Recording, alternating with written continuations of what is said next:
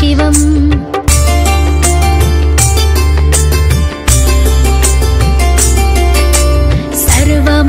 सर्वमङ्गलमाङ्गल्यं सर्वपापप्रणाशनं चिन्ताशोकप्रशमनम् आयुर्वर्धनमुत्तमम् रश्मिमन्तं समुद्यन्तं देवासुरनमस्कृतं पूजयस्व पिबस्वन्तं भास्करं भुवनेश्वरम्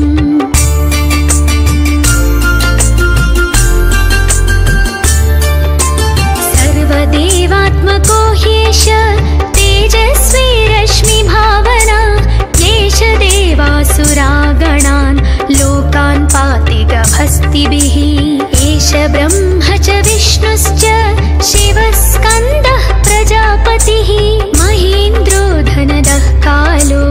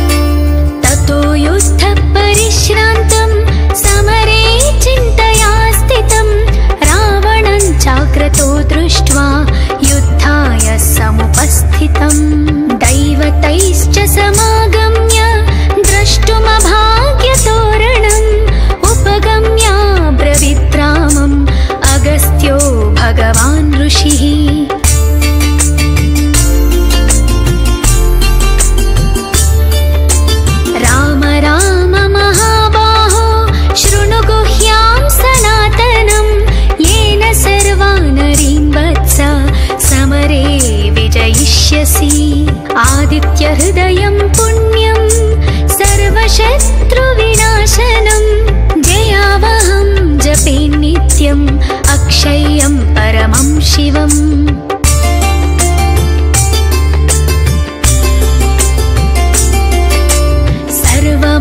सर्वमङ्गलमाङ्गल्यं सर्वपापप्रणाशनं चिन्ताशोकप्रशमनम् आयुर्वर्धनमुत्तमम् रश्मिमन्तं समुद्यन्तं देवासुरनमस्कृतं पूजयस्व विवस्वन्तं भास्करं भुवनेश्वरम्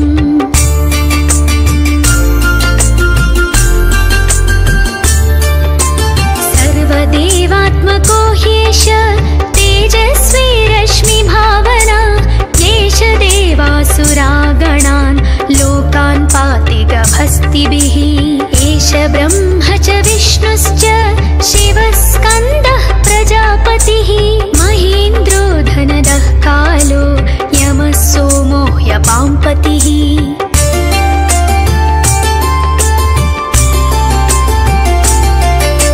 पितरो वसवः साध्या ह्यश्विनौ मरुतो मनो वायुर्वह्निः प्रजाप्राणः ऋतुकर्ता प्रभाकरः आदित्यः सविता सूर्यः खगपूषा गभस्तिमान् सुवर्णः सदृशो भानु हिरण्यरेता दिवाकरः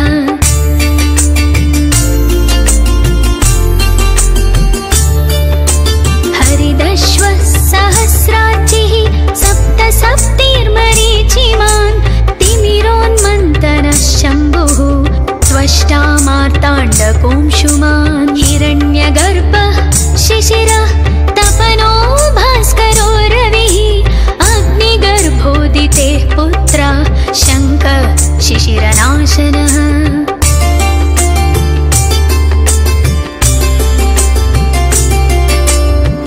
व्योमनाथस्तमो भेदी ऋग्यजो सामपारगः घनावृष्टिरपां मित्रो विन्ध्यवीधिप्लवङ्गमः आतपी मण्डली मृत्युः पिङ्गळः सर्वतापनः कविर्विश्वो महातेजा रक्तः सर्वभवोद्भव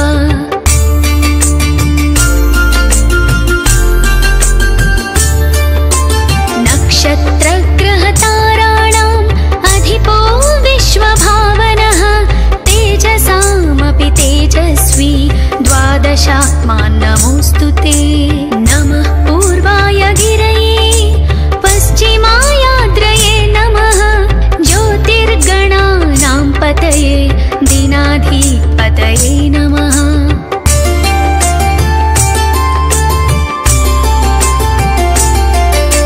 जयाय जयभद्राय हर्यश्वाय नमो नमः सहस्रांशो आदित्याय नमो नमः नमः उग्राय वीराय सारंगाय नमो नमः नमः पद्मप्रबोधाय मार्ताण्डाय नमो नमः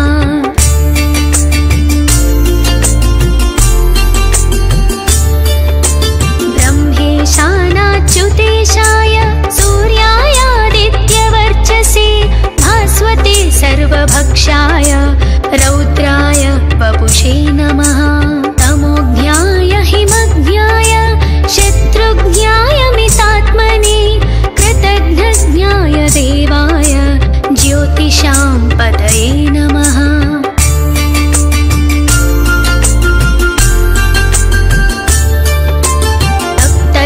तप्तचामीकराभाय वह्नये विश्वकर्मणे नमस्तमोभिनिघ्नाय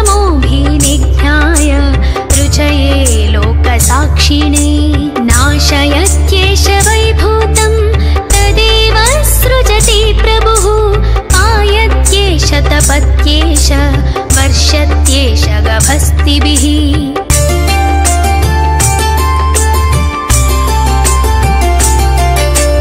येष सुप्तेषु जागर्ति भूतेषु परिनिष्ठितः येष एवाग्निहोत्रं च फलं चैवाग्निहोत्रिणां वेदाश्चक्रत्तवश्चैव क्रतूनां फलमेव च यानि कृत्यानि लोकेषु सर्वयेषु एष रविः प्रभुः।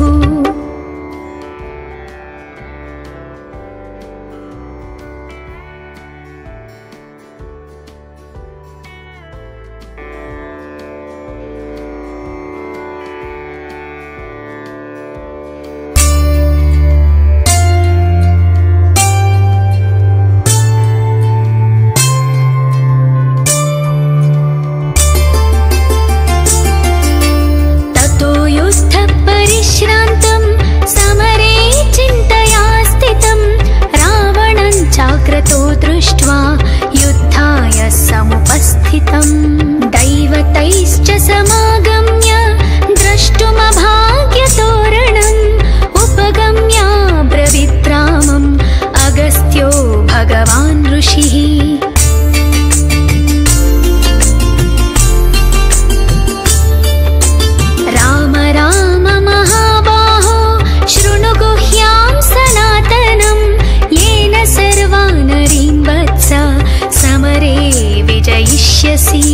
आदित्यहृदयं पुण्यं सर्वशत्रुविनाशनं जयावहं जपे नित्यम् अक्षय्यं परमं शिवम्।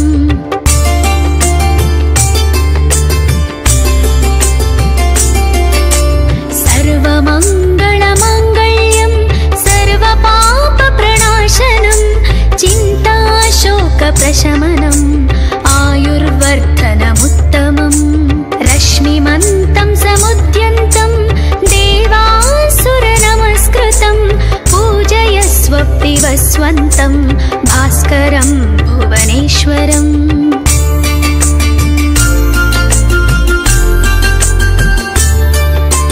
सर्वदेवात्मको ह्येष तेजस्वी रश्मिभावना येष देवासुरागणान् लोकान् पाति गभस्तिभिः। एष ब्रह्म च विष्णुश्च शिवः स्कन्दः प्रजापतिः महेन्द्रो धनदः कालो यमः सोमो ह्यपाम्पतिः।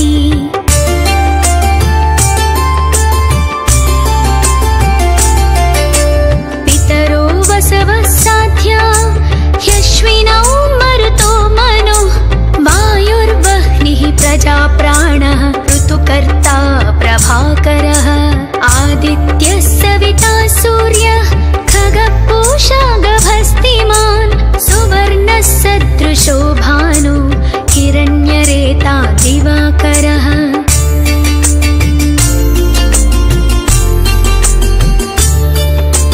हरिदश्वः सहस्राचिः सप्त सप्तिर्मरीचिमान् तिमिरोन्मन्तनः शम्भुः त्वष्टा मार्ताण्डकोंशुमान् हिरण्यगर्भः शिशिरः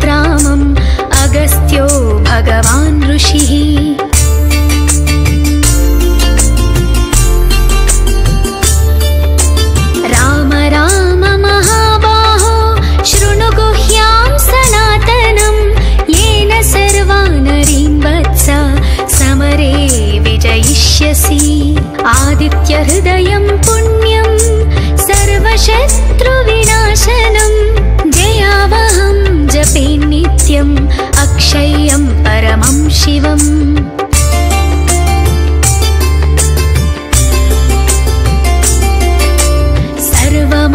सर्वमङ्गलमाङ्गल्यं सर्वपापप्रणाशनं चिन्ताशोकप्रशमनम् आयुर्वर्धनमुत्तमम् रश्मिमन्तं समुद्यन्तं देवासुरनमस्कृतं पूजयस्व विवस्वन्तं भास्करं भुवनेश्वरम्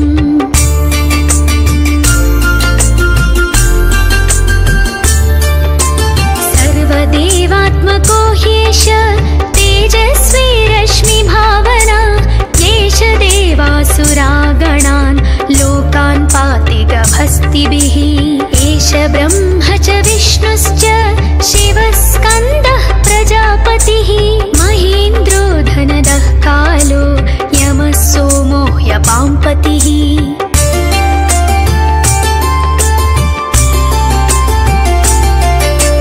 पितरो वसवः साध्या ह्यश्विनौ मरुतो मनुः वायुर्वह्निः प्रजाप्राणः ऋतुकर्ता प्रभाकरः आदित्यः सविता सूर्यः खगपूषा गभस्तिमान् सुवर्णः सदृशो भानु हिरण्यरेता दिवाकरः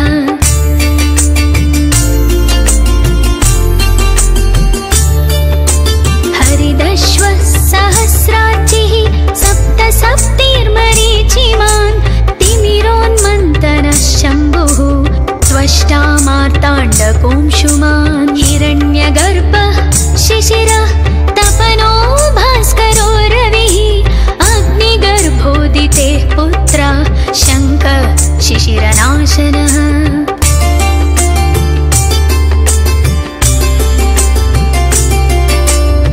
व्योमनाथस्तमो भेदी ऋग्यजो सामपारगः घनावृष्टिरपां मित्रो विन्ध्यवीधिप्लवङ्गमः आतपी मण्डली मृत्युः पिङ्गळः सर्वतापनः कविर्विश्वो महातेजा रक्तः सर्वभवोद्भव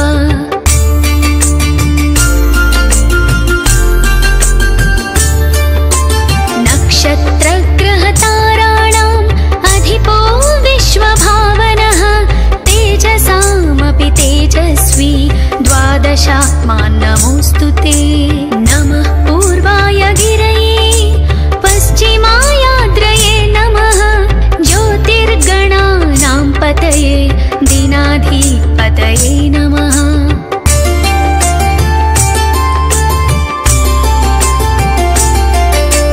जयाय जयभद्राय हर्यश्वाय नमो नमः सहस्रांशो आदित्याय नमो नमः नमः उग्राय वीराय सारंगाय नमो नमः नमः पद्मप्रबोधाय मार्ताण्डाय नमो नमः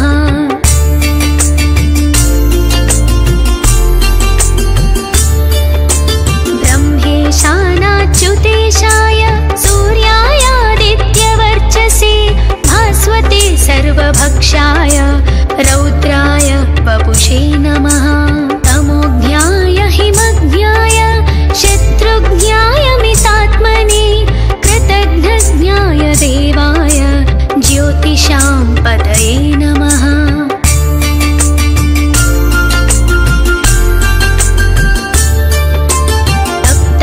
तप्तचामीकराभाय वह्नये विश्वकर्मणे नमस्तमोभिनिघ्नाय रुचये लोकसाक्षिणे नाशयत्येष वैभूतं तदेव सृजति प्रभुः पायत्येष तपत्येष वर्षत्येष गभस्तिभिः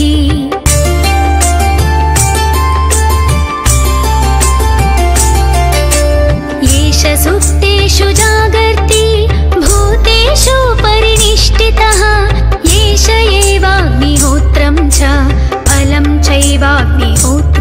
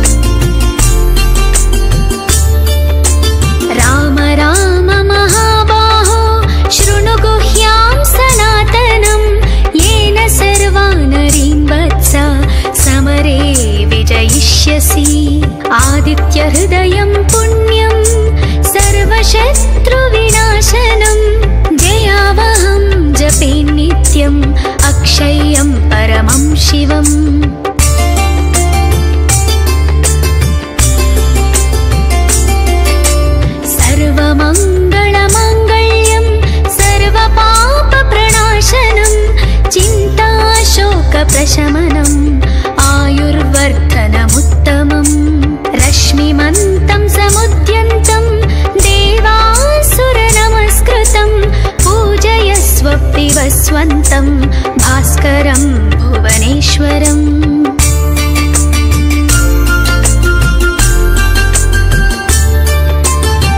सर्वदेवात्मको ह्येष तेजस्वी रश्मिभावना येष देवासुरागणान् लोकान् पाति गभस्तिभिः एष ब्रह्म च विष्णुश्च शिवस्कन्दः प्रजापतिः महेन्द्रो धनदः कालो यमः सोमो ह्यपाम्पतिः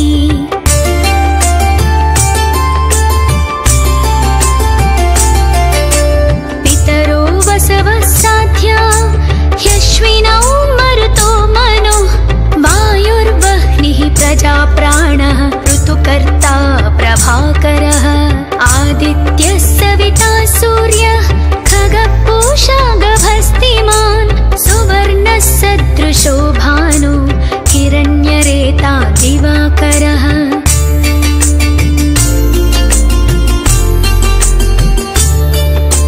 हरिदश्वः सहस्राचिः सप्तसप्तिर्मरीचिमान् तिमिरोन्मन्तनः शम्भुः त्वष्टा मार्ताण्डकोंशुमान् हिरण्यगर्भः शिशिरः तपनो भास्करो रविः अग्निगर्भोदितेः पुत्रः शङ्खः शिशिरनाशनः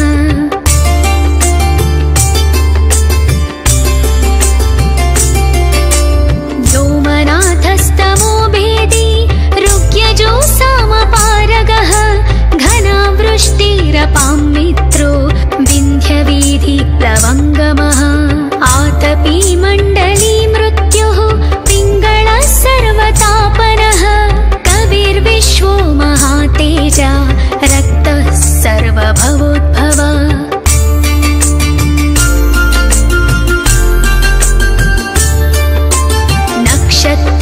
नक्षत्रग्रहताराणाम् अधिपो विश्वभावनः तेजसामपि तेजस्वी द्वादशात्मान् नमोऽस्तु ते नमः पूर्वाय गिरये पश्चिमायाद्रये नमः ज्योतिर्गणानां पतये दीनाधिपतये नमः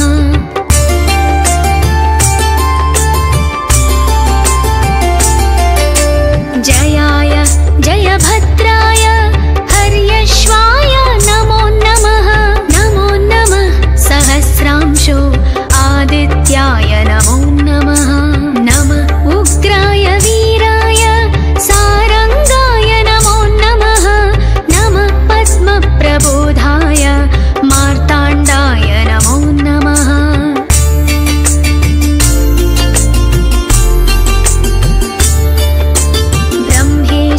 ब्रह्मेशानाच्युतेशाय सूर्यायादित्यवर्चसे भास्वते सर्वभक्षाय रौद्राय वपुषे नमः तमोज्ञाय हिमज्ञाय शत्रुज्ञाय मितात्मने कृतघ्नज्ञाय देवाय ज्योतिषां पतये नमः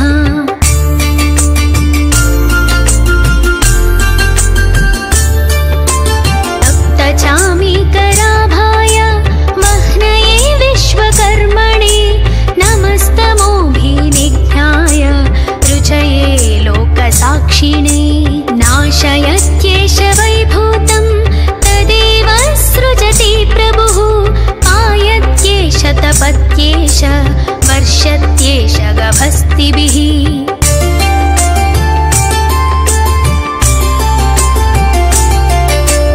येष सुप्तेषु जागर्ति भूतेषु परिनिष्ठितः येष एवाग्निहोत्रं च फलं चैवाग्निहोत्रिणां वेदाश्चक्रत्तवश्चैव क्रतूनां फलमेव च यानि कृत्यानि लोकेषु सर्व एष रविप्रभुः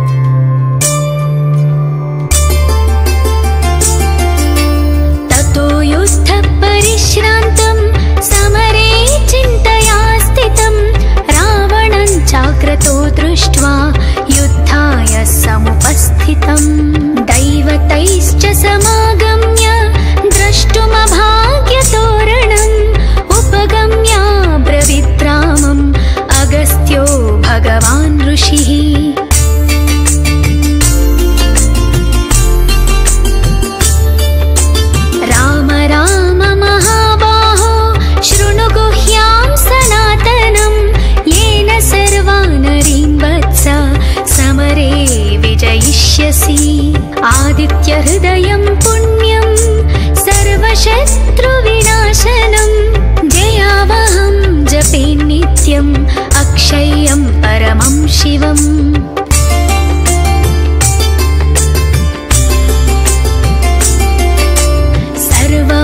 सर्वमङ्गलमाङ्गल्यं सर्वपापप्रणाशनं चिन्ताशोकप्रशमनम् आयुर्वर्धनमुत्तमम् रश्मिमन्तं समुद्यन्तं देवासुरनमस्कृतं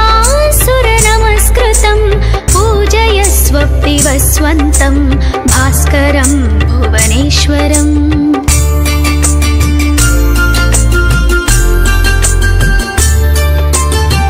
सर्वदेवात्मको ह्येष तेजस्वी रश्मिभावना येष देवासुरागणान् लोकान् पाति गभस्तिभिः एष ब्रह्म च विष्णुश्च शिवस्कन्दः प्रजापतिः महेन्द्रो धनदः कालो यमः सोमो ह्यपाम्पतिः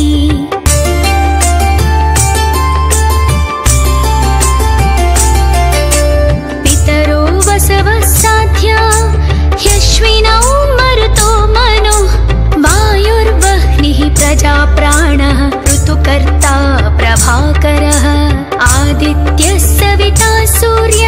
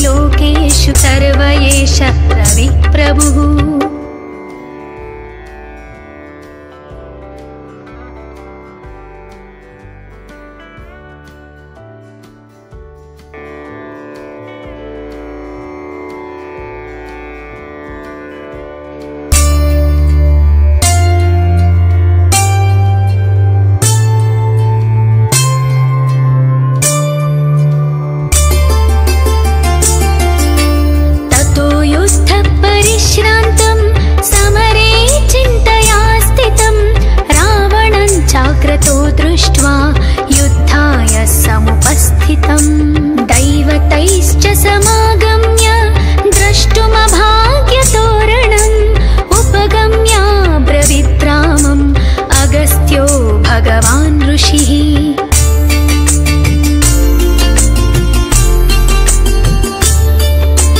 राम राम महाबाहो शृणु गुह्यां सनातनं येन सर्वानरीन् वत्स समरे विजयिष्यसि।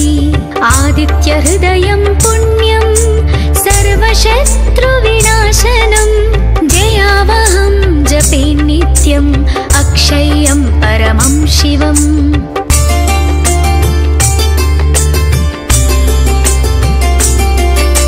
सर्वमङ्गलमाङ्गल्यं सर्वपापप्रणाशनं चिन्ताशोकप्रशमनम् आयुर्वर्धनमुत्तमम्।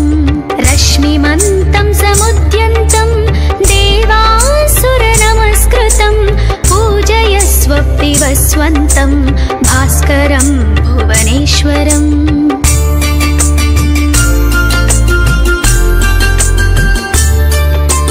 सर्वदेवात्मको ह्येष तेजस्वी रश्मिभावना येष देवासुरागणान् लोकान् पाति गभस्तिभिः। एष ब्रह्म च विष्णुश्च शिवः स्कन्दः प्रजापतिः महेन्द्रो धनदः कालो यमः सोमो ह्यपाम्पतिः।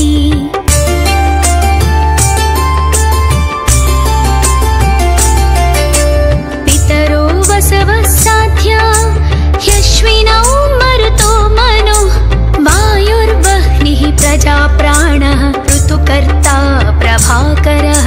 आदित्यः सविता सूर्यः खगपूषा गभस्तिमान् सुवर्णः सदृशो भानु हिरण्यरेता दिवाकरः।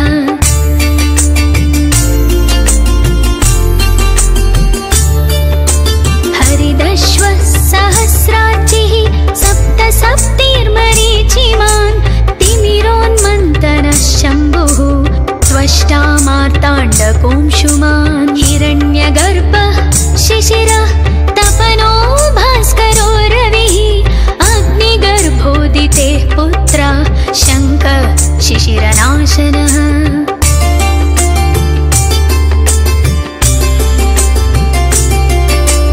व्योमनाथस्तमो भेदी ऋग्यजो सामपारगः घनावृष्टिरपां मित्रो विन्ध्यवीधिप्लवङ्गमः।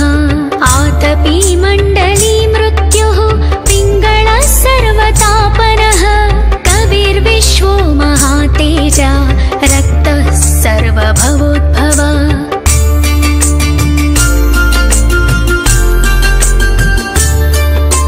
नक्षत्रग्रहताराणाम् अधिपो विश्वभावनः तेजसामपि तेजस्वी द्वादशात्मान् नमोऽस्तु ते।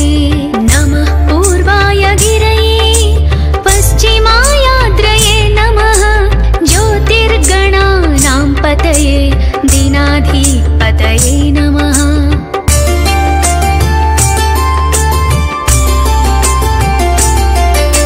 जयाय जयभद्राय हर्यश्वाय नमो नमः। नमो नमः सहस्रांशो आदित्याय नमो नमः। नमः उग्राय वीराय सारंगाय नमो नमः। नमः पद्मप्रबोधाय मार्ताण्डाय नमो नमः।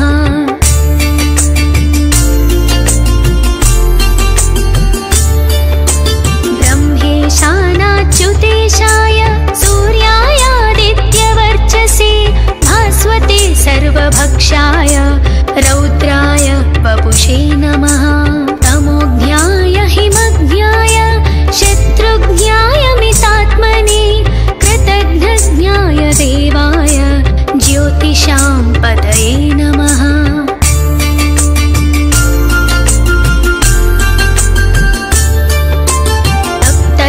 तप्तचामीकराभाय वह्नये विश्वकर्मणे नमस्तमोभिनिघ्नाय रुचये लोकसाक्षिणे।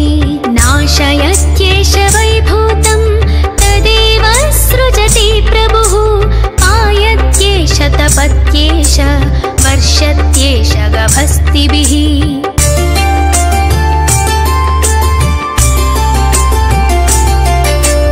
एष सुप्तेषु जागर्ति भूतेषु परिनिष्ठितः एष एवाग्निहोत्रं च फलं चैवाग्निहोत्रिणां वेदाश्चक्रत्तवश्चैव क्रतूनां फलमेव च यानि कृत्यानि लोकेषु सर्व एष रविप्रभुः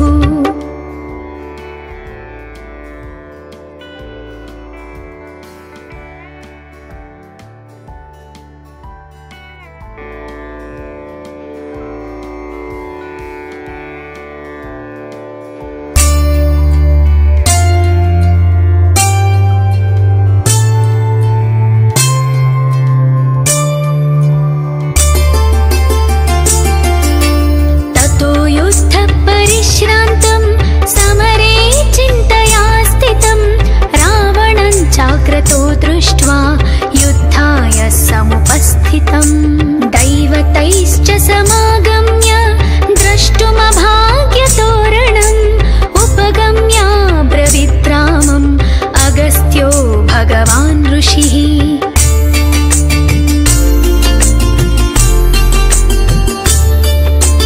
राम राम महाबाहो शृणु गुह्यां सनातनम् येन सर्वानरीन् वत्स समरे विजयिष्यसि आदित्यहृदयं पुण्यं सर्वशत्रुविनाशनं जयावहं जपे नित्यम् अक्षय्यं परमं शिवम्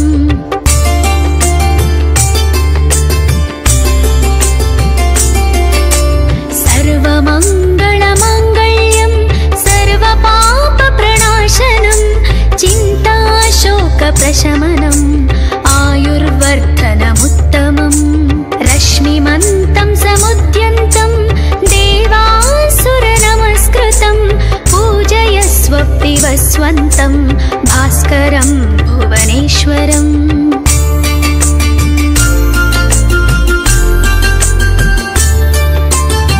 सर्वदेवात्मको ह्येष तेजस्वी रश्मिभावना येष देवासुरागणान् लोकान् पाति गभस्तिभिः एष ब्रह्म च विष्णुश्च शिवः स्कन्दः प्रजापतिः महेन्द्रो धनदः कालो यमः सोमो ह्यपाम्पतिः